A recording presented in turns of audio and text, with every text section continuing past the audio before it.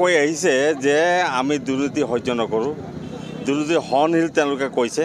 তেওঁলোকে কোৱা কথাৰ মাজত কামৰ মাজত পাৰ্থক্য একেবাৰে নাই। তেওঁলোকে দুৰ্নীতিৰ লগত দুৰ্নীতি পৰায়ণ বিষয়াৰ লগত তেওঁলোকে বুজাপৰা কৰিছে। গতিকে তাৰে অংশ বিশেষ যুচিতা দাস আত্মহত্যা কৰিব লাগে, তাৰ CBI এনকোৱাৰী আমি বিচাৰিছোঁ আৰু অচিৰেই এই CBI এনকোৱাৰী নিৰপেক্ষভাৱে তদন্ত কৰাটো ভাল, কাৰণ ৰাইজৰ ওপৰত এটা সন্দেহ হৈছে। চবৰে ৰাইজে এতিয়া গভৰ্ণমেণ্টৰ ওপৰত সন্দেহ হৈছে। গতিকে তেওঁলোকে ক্লিয়াৰ দিব লাগিব, ক'ব লাগিব যে আমি দুৰ্নীতি কৰা নাই, সেইটো ক্লিয়াৰ কৰিব লাগিব। গতিকে আমি দাবী কৰিছোঁ CBI তদন্ত।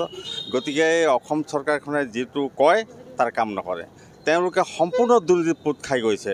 তেওঁলোকে হেঁচা প্ৰয়োগ কৰিছে ফাইলত চহী কৰিবৰ কাৰণে। এই হেঁচা প্ৰয়োগ কৰাৰ কাৰণে তেওঁ সহ্য কৰিব নোৱাৰি আত্মহত্যা কৰিছে। ইয়াৰ এনকোৱাৰী আমি বিচাৰিছোঁ, CBI এনকোৱাৰী বিচাৰিছোঁ। গতিকে আজি অকল তিনিচুকীয়া জিলাতে নহয়, সমগ্ৰ অসমৰ জিলাসমূহত এনেধৰণৰ প্ৰতিবাদ কাৰ্যসূচী হৈছে। গতিকে আমি ইয়াৰ নিৰপেক্ষ তদন্ত বিচাৰিছোঁ।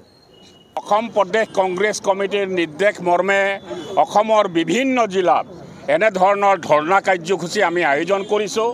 আমি এই কাৰণেই ধৰ্ণা কাৰ্যসূচী আয়োজন কৰিছোঁ যে আমাৰ লোক নিৰ্মাণ বিভাগৰ সহকাৰী অভিযন্তা যুচিতা দাস ডাঙৰীয়ানী আত্মহত্যা কৰিলে।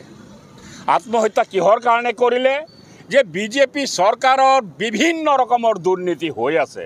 আৰু অসমৰ মাননীয় মুখ্যমন্ত্ৰী আপোনালোকে সকলোৱে জানে যে হিমন্ত বিশ্ব শৰ্মা ডাঙৰীয়া অকল ফ্লাইঅভাৰবিলাক বনায়, কাৰণ ফ্লাইঅভাৰ বনাব লাগিলে কমিশ্যনটো অলপ বেছিকৈ আহে। গতিকে এই যে যুচিতা দাসৰ যি আত্মহত্যা কৰিলে, এই যে বিষয়া কৰ্মচাৰীসকলে যে টকাবিলাক খাই আছে, কমিশ্যন যে লৈ আছে, ইয়াৰ এটা জ্বলন্ত উদাহৰণ হ'ল যুচিতা দাস আত্মহত্যা।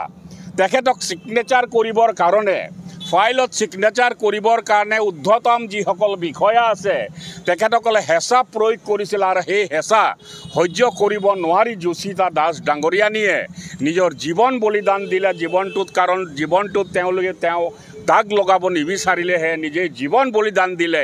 ইয়াৰে প্ৰতিবাদত আদি গোটেই অসমতে আজি কংগ্ৰেছ কৰ্মীসকলে এনেধৰণৰ প্ৰতিবাদী ধৰ্ণা কাৰ্যসূচীৰ আয়োজন কৰিছে। কাৰণ এই ধৰ্ণা কাৰ্যসূচীৰ জৰিয়তে আমি অসম চৰকাৰক তথা ভাৰত চৰকাৰক আমি দাবী জনাইছোঁ যে যুচিতা দাস কিদৰে আত্মহত্যা কৰিলে। কাৰণ অসমৰ বিভিন্ন এজেঞ্চিয়ে যদি এনেধৰণৰ কথাবিলাক যদি তদন্ত কৰে তেতিয়াহ'লে ইয়াৰ উত্তৰ একো নোলাব। সেয়েহে আমি দাবী জনাইছোঁ যুচিতা দাসৰ যি আত্মহত্যা কৰিলে, এই আত্মহত্যাৰ এক CBIৰ তদন্ত ঘোষণা কৰিবৰ কাৰণে আমি এনেধৰণৰ প্ৰতিবাদী কাৰ্যসূচী আমি আজি ইয়াত গ্ৰহণ কৰিছোঁ।